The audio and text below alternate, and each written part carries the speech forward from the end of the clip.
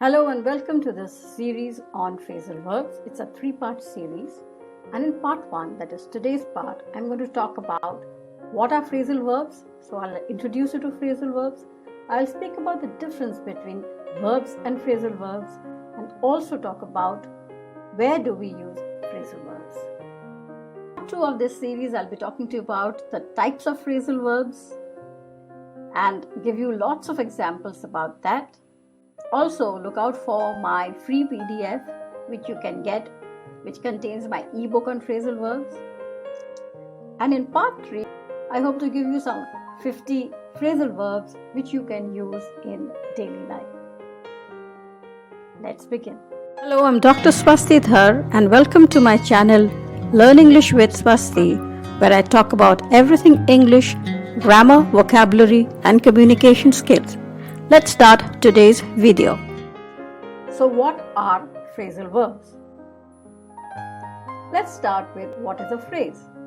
A phrase is a group of words.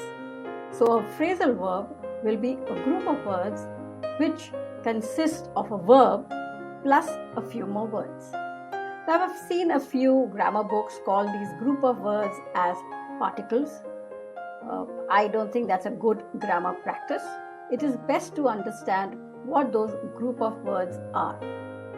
So the group of words which either comes before the verb or after the verb are either adverbs or prepositions, or they can even be an adverb followed by a preposition. Therefore, a phrasal verb is a group of words which acts like a verb, but it contains a main verb followed either by an adverb or a preposition, or both the adverb and the preposition.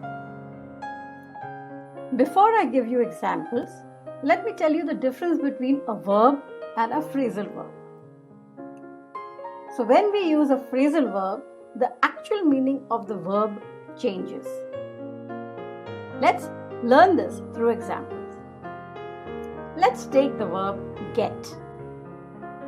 Get means to go and pick up something. Let me go to the market and get some apples. But we can add an adverb to it. So let me add the adverb up.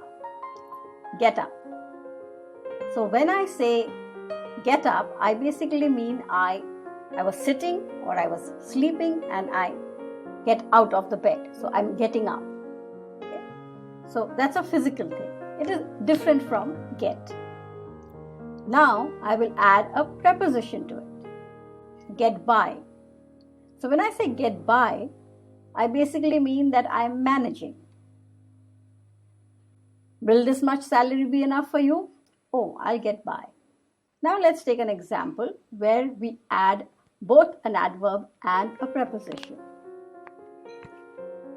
Get on with. That means continue doing whatever it is that you were doing. So get on with. Get means something, going and fetching. Get up means to get out of bed or get up when you're sitting.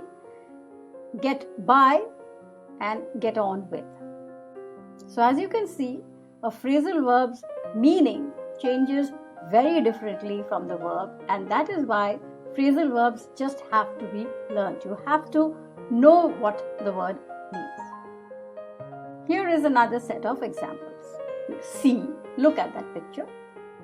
Look up can mean literally look up. That's why that's an adverb. Or it can also mean idealize somebody, admire somebody. I really look up to you. Let's add a preposition. Look after. That means taking care of. So look means to see, whereas look after means taking care of. He looks after his parents in their old age.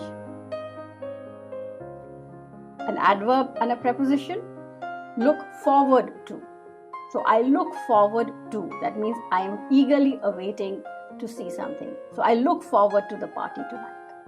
So the same verb, once you add an adverb or a preposition or an adverb and a preposition, you get a phrasal verb. And finally, where do we use phrasal verbs?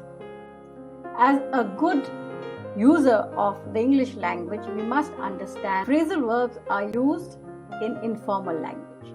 Yes, it is used in writing of literature and stories where a lot of colloquial language needs to be used, but mainly we do avoid phrasal verbs in academic writing or informal writing. Therefore, if you're a young professional and you want to write emails and you want to write formal letters, it will be best to avoid phrasal verbs, but you must understand what those phrasal verbs mean, because if your employee is okay with it, you can go ahead and use it.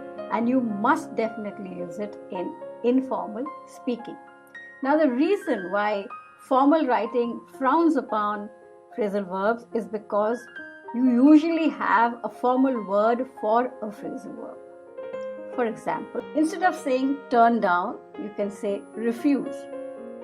Instead of saying carry on, you can say continue. Instead of saying let down, you can say disappointed. Or tell off, you can say scolded. So when you start using the formal words instead of those phrasal verbs, you end up sounding much more formal, much more sophisticated while writing. So try to use more phrasal verbs when you speak, but avoid phrasal verbs when you formally write. If you have any questions, put it in the comments below. Do like and subscribe, and do think about joining in on my email list. The link is given in the description below. And through my email, I send out weekly tips about English communication, which are useful for teachers, trainers, and young professionals. Thank you for watching this video.